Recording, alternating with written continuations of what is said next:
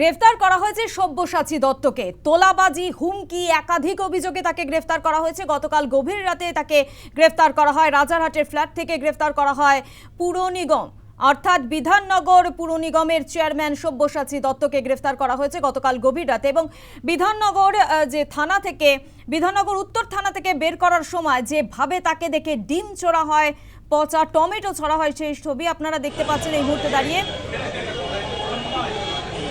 আপনাদের আরও একবার জানাই, গভীর রাতে গ্রেফতার করা হয়েছে সব্যসাচী দত্তকে। রাজারহাটের ফ্ল্যাট থেকে গ্রেফতার করা হয়েছে বিধাননগর পুর নিগমের চেয়ারম্যান সব্যসাচী দত্ত। তোলাবাজি, হুমকি, খুনের মামলায় গ্রেফতার। আপনারা সেই ছবি দেখতে পাচ্ছেন।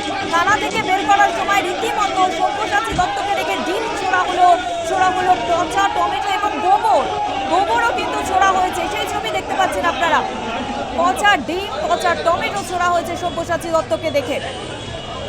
একাধিক অভিযোগ রয়েছে সব্যসাচী দত্তের বিরুদ্ধে, যেখানে তোলাবাজি, হুমকি ও খুনের মামলায় তাকে গ্রেফতার করা হয়েছে। 1,05,00,000 টাকা তোলার দাবি রয়েছে তার বিরুদ্ধে।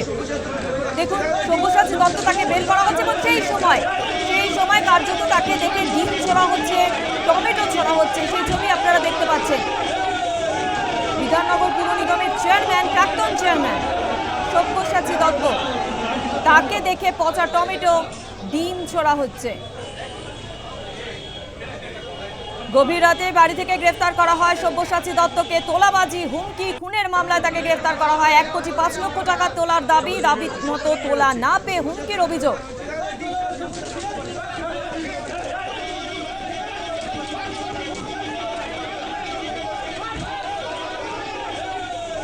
সব্যসাচীকে গ্রেফতার করে বিধাননগর উত্তর থানার পুলিশ। সেই ছবি দেখতে পাচ্ছেন আপনারা। থানা থেকে বের করার সময় রীতিমতো ডিম ছোড়া হয়, পচা টমেটো ছোড়া হয়। যিনি অভিযোগ করেছেন সব্যসাচী দত্তর বিরুদ্ধে, তিনি কি বলছেন এই ঘটনা নিয়ে একবার শোনাই। 2018 সালে এই অভিযোগটি আমি বিধাননগর লোকাল থানায় করি, কিন্তু পুলিশ কোনো ব্যবস্থা নেয়নি। সেই সময় প্রশাসন কোনো ব্যবস্থা নেয়নি। আমার 2018 সালে আমার কাছে উনি 1,05,00,000 টাকা চান। তো সেই সময় টাকা যদি আমি না দিতে পারি, আমার প্রাণনাশের হুমকি, আমাকে মেরে ফেলার হুমকি এবং তার তোলাবাজের, তার মাস্তান বাহিনী এবং সে সময় সে ছিল মেয়র, তার নানান রকম টর্চার আমাকে মানে আজ আমি বেঁচে আছি ঈশ্বরের করুণ কৃপায়। আমার বেঁচে থাকার কথা নয়, অসীম সাহস নিয়ে বেঁচে আছি যে আজ আমি এই অভিযোগটা করতে পেরেছি। পুলিশ প্রশাসন আমাকে যথেষ্ট সহযোগিতা করেছে এবং এই সহযোগিতা করে আজকে সে গ্রেপ্তার হয়েছে এবং আমি চাই সঠিক বিচার হোক। সব্যসাচী দত্তকে যখন থানা থেকে, অর্থাৎ উত্তর থানা থেকে, বিধাননগর উত্তর থানা থেকে বের করে, সেই সময় চরম উত্তেজনা তৈরি হয়, পচা ডিম ছোড়া হয়, পচা টমেটো ছোড়া হয়। আর কি বলছেন বিক্ষোভকারীরা শোনাবেন। সব্যসাচী দত্ত কালকে গ্রেপ্তার হয়েছে, আজকে তাকে কোর্টে তোলা হবে। তাই তাকে থ্রেটনিং দিত, দেখে নেব, করে নেব, বিজেপির ফ্ল্যাগ লাগাতে দিত না একটা পর্যন্ত।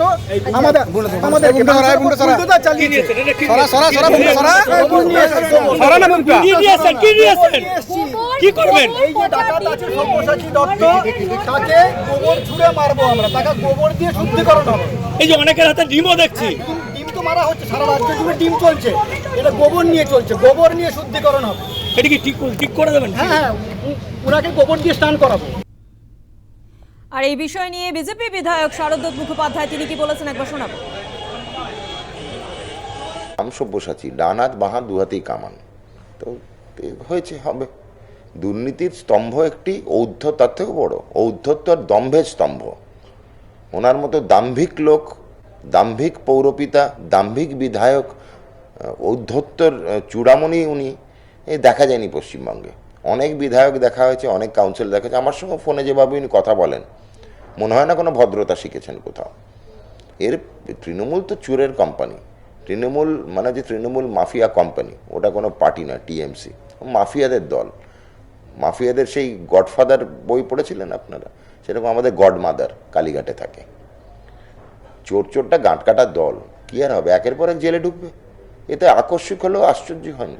বিধায়ক বলছে জেল হয়তো সেফ হয়, রাস্তায় হলে লিঞ্চড হয়ে যাবে যা অবস্থা, গণপিটুনিতে মেরে ফেলবে লোকে, আমাদের জেলে এদের সেফ জায়গায় রাখা হয়েছে।